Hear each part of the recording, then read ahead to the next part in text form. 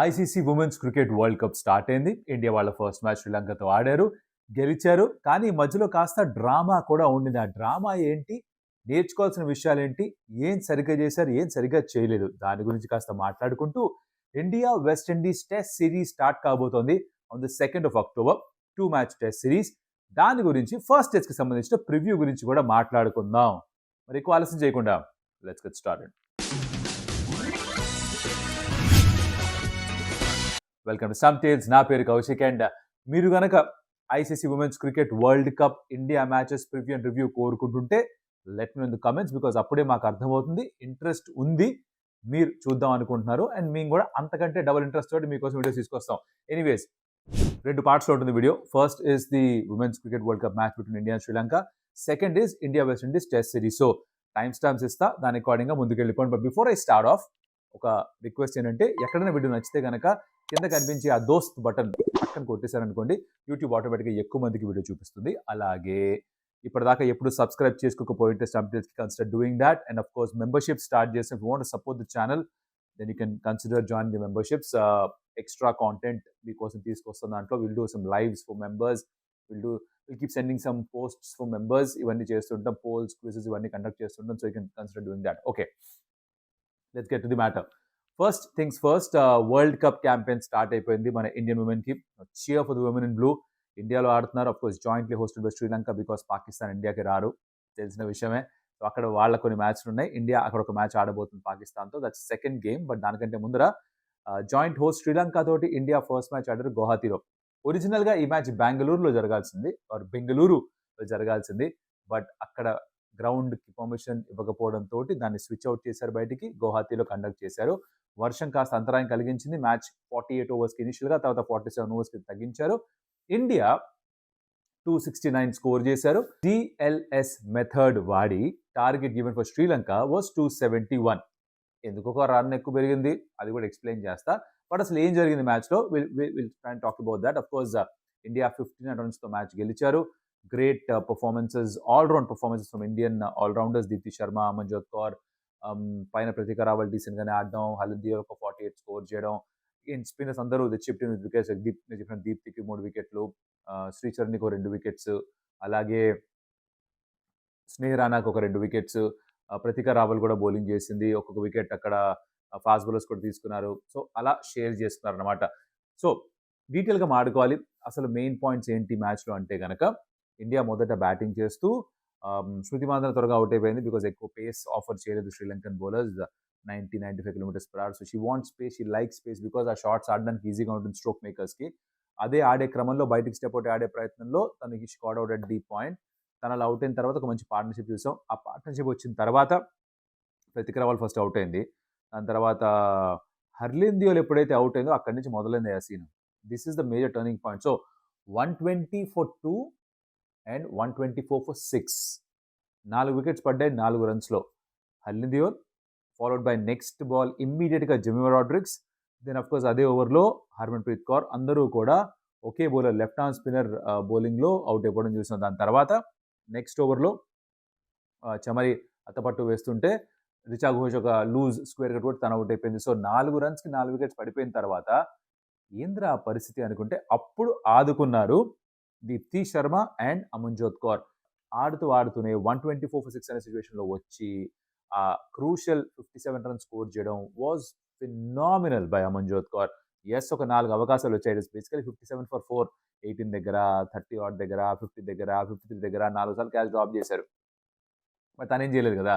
Catches drop చేశారంటే అది వాళ్ళ తప్పు, శ్రీలంక వాళ్ళ తప్పు. But yes, technically 57 for 4. ఆ partnership of 103 with Deepti Sharma. Deepti Sharma కూడా చాలా బాగా ఆడింది. దీప్తి శర్మది ఏంటి ఇంప్రూవ్ అయింది బ్యాటింగ్ అంటే, మీరు కనుక ఉమెన్స్ క్రికెట్ ఇండియాది ఫాలో అవుతుంటే, దీప్తి శర్మ ఇంతకు ముందర కొంచెం నెమ్మదిగా స్ట్రైక్ రేట్ ఆఫ్ 70, 75, మహా అంటే 80 వరకు మెయింటైన్ చేస్తూ ఆడుతూ ఉండేది. అలాంటిది ఈ మధ్యకాలంలో 100 స్ట్రైక్ రేట్ మెయింటైన్ చేస్తుంది. ఈ మ్యాచ్లో కూడా అదే చేసింది. ఈ మ్యాచ్లో అగైన్స్ శ్రీలంక అది ఫైర్ అయ్యుండకపోయి ఉండొచ్చు కనుక, but still I think it's very good for the upcoming matches. So అలా ఒక మంచి టోటల్ పెట్టారు బోర్డు పైన, 269. నౌ 47 ఓవర్స్కి కుదించారు కాబట్టి డిఎల్ఎస్ మెథడ్ ఆధారంగా జరిగేది ఏంటంటే, డక్వర్త్ లూయిస్ టర్న్, ఇండివిజువల్గా డక్వర్త్ లూయిస్ ఉంటే తర్వాత స్టర్న్ కూడా యాడ్ అయింది. రిసోర్సెస్ని మొత్తం ఏమున్నాయి క్యాల్కులేట్ చేసి wickets are consider as resources some statistical formula వాడి 47 ఓవర్లు 10 వికెట్లు ఉన్నాయి కాబట్టి వాళ్ళు ఎన్ని రన్స్ కొట్టాలి అన్నది ఒక ఈక్వేషన్ ఏదో ఫామ్ అవుతుంది. Let's not get into the equation, very confusing.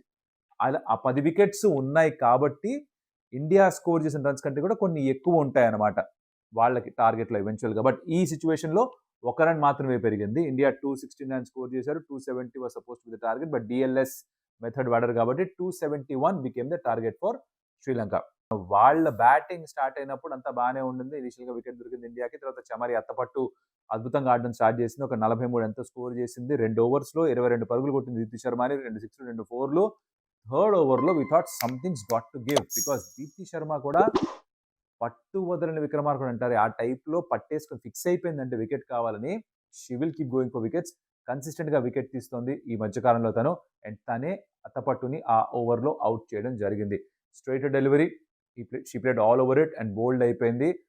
Kind of called it before the over start అవుతున్నప్పుడు అనిపించింది సంథింగ్స్ గాట్ టు గివ్, ఏదో ఒకటి జరగాలి ఇక్కడ, ఐదర్ కొన్ని రన్స్ అన్నా వస్తాయి, ఇంకా ఎక్స్ట్రా వికెట్ అన్న పడుతుంది అనుకున్నాం. వికెట్గా మారింది. అక్కడ మొదలైంది.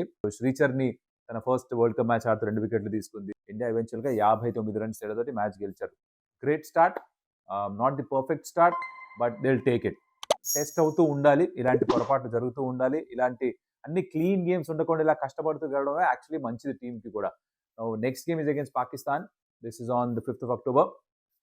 ఉమెన్స్ క్రికెట్లో ఇండియా పాకిస్తాన్ పెద్ద రైవలరీ ఏం కాదు.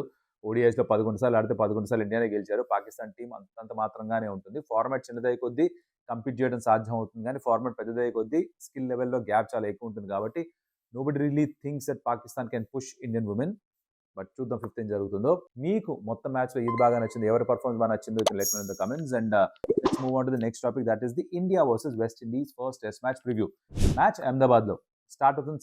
Second, third, fourth, fifth, sixth 5 రోజులు వెళ్తుందా? Big question mark. సరే, పిచ్ పరిస్థితి ఏంటి అంటే, at the time of shooting this video నేను చదివిన రిపోర్ట్స్ అంటే అహ్మదాబాద్లో గతంలో ఎప్పుడు చూడని రీతిలో ఒక గ్రీన్ పిచ్ రెడీగా ఉంది అనుకుంటున్నారు. దానికి కారణాలు ఏంటంటే, కొద్ది రోజులుగా అహ్మదాబాద్లో కన్సిస్టెంట్గా వర్షం పడడం, పిచ్ని కవర్ చేసి ఉంచడం, సో ఆ గ్రాస్ పెరిగిపోయింది, దాన్ని ఇంకా కట్ చేయలేదు.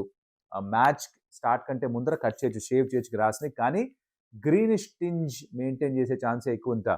ఇఫ్ యూ రిమెంబర్ ఐపీఎల్లో అహ్మదాబాద్లో ఉన్న స్క్వేర్ ఆఫ్ పిచ్చెస్లో కొన్ని బ్లాక్ ఉంటాయి, కొన్ని రెడ్ ఉంటాయి, కొన్ని మిక్స్డ్ ఉంటాయి. This particular pitch pick for this test match ఒక red soil pitch. Red soil పిచ్లో గ్రాస్ గనక వదిలితే it keeps the pitch together. దీనికి స్ట్రాటజిక్గా ఏమిటి కారణం అయిండొచ్చు అంటే, వెస్టిండీస్ పాయింట్ ఆఫ్ వ్యూ ఆలోచిస్తే వాళ్ళ ఇద్దరు జోసెఫ్లు, షమార్ జోసెఫ్, అల్జారి జోసెఫ్ ఇద్దరు కూడా ఇంజురీ కారణంగా సిరీస్కి దూరం అయిపోయారు. సో వాళ్ళ దగ్గర ఇప్పుడు వాళ్ళ బౌలింగ్ రిసోర్సెస్ కొంచెం థిన్ అయిపోయాయి.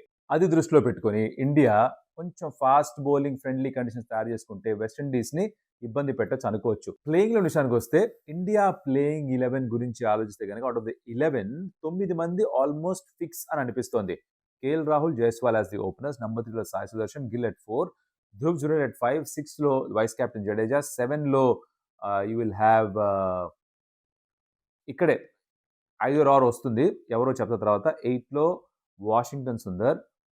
దెన్ యూ అక్కడ కూడా అగైన్ నెక్స్ట్ కుల్దీప్ యాదవ్ కాదా, ఇక్కడ ఒక పొజిషన్ ఉంది. తర్వాత Siraj and Jasprit Bumrah. So basically 9 మంది గ్యారంటీ. 2 పొజిషన్లకి కొంచెం కాంపిటీషన్ ఉంది. ఆ 2 పొజిషన్లో ఎవరు ఆడొచ్చు అంటే, పిచ్ కనుక ఎక్కువ గ్రీన్గా ఉంటే, ఎక్కువ ఫాస్ట్ బౌలర్ ఆర్ సీమర్ ఫ్రెండ్లీగా ఉంటే నితీష్ కుమార్ రెడ్డి ఆడే ఛాన్సులు పెరుగుతాయి. Because India loves having batting to number 8, number 9 దాకా బ్యాటింగ్ కావాలి కదా. సో దాంట్లో వాళ్ళు they could go for Nitish Kumar Reddy. లేదు, టర్నింగ్ ట్రాక్ లాగా ఉంది అనిపిస్తుంటే కనుక they might go for Axar Patel. Kuldeep Yadav ఆడడా డిపెండ్స్ ఆన్ ఎటువంటి స్పిన్నర్ ఎక్స్ట్రా కోరుకుంటున్నారు. నౌ వాషింగ్టన్, జడేజా ఇద్దరు ఆడతారు అనిపిస్తుంది. బికాజ్ అగైన్ వాషింగ్టన్ సుందర్ కూడా బ్యాటింగ్ కూడా ఆఫర్ చేస్తాడు along with of spin. He was the best bowler New Zealand సిరీస్లో ఇండియాకి. జడేజా ఎనీవేస్ వైస్ కెప్టెన్, తప్పకుండా ఆడతాడు. బ్యాటింగ్ ఈ మధ్య తొలగొట్టేస్తున్నాడు, డౌట్ లేదు. ధ్రువ్ జురేల్ ఇస్ కీపర్, తను ఎట్లాగో ఆడతాడు. సో ఇక్కడ నితీష్ కుమార్ రెడ్డి, అక్షర్ పటేల్, కుల్దీప్ యాదవ్లో ఎవరు ఆడతారు అన్నది క్వశ్చన్ అన్నమాట. So it all depends on the pitch. ఆ రోజు ఎలా ఉంది, వీళ్ళు ఏం పిచ్ కోరుకుంటున్నారో దాని మీద డిపెండ్ అవ్వచ్చు. In all probability that will determine the playing 11. మీ ఉద్దేశంలో ఎక్స్ట్రా సీమ్ బౌలింగ్ ఆప్షన్ వెళ్ళాలా, ఎక్స్ట్రా స్పిన్నర్ వైపు వెళ్ళాలా? ఒకవేళ కనుక ఎక్స్ట్రా స్పిన్నర్ వైపు వెళ్ళాలి, థర్డ్ స్పిన్నర్ ఆడాలి అనుకుంటే కనుక I would choose Kuldeep Yadav. The fact that he's in sensational form. Asia cup కూడా 17 వికెట్స్ తీసుకున్నాడు. అండ్ ఇండియాలో ఆడుతున్నప్పుడు ఆ రెస్ట్ స్పిన్ ఎలిమెంట్ తీసుకొచ్చినప్పుడు వెస్టిండీస్కి ఇంచు కూడా అర్థం కాదు ఏం వేస్తున్నాడు. ఆ మిస్టరీ తోటే మింగేస్తాడు వెస్టిండీస్ బ్యాటర్స్ అందరినీ కూడా, డౌటే లేదు దాంట్లో. I would straight away play Kuldeep Yadav in both the test matches.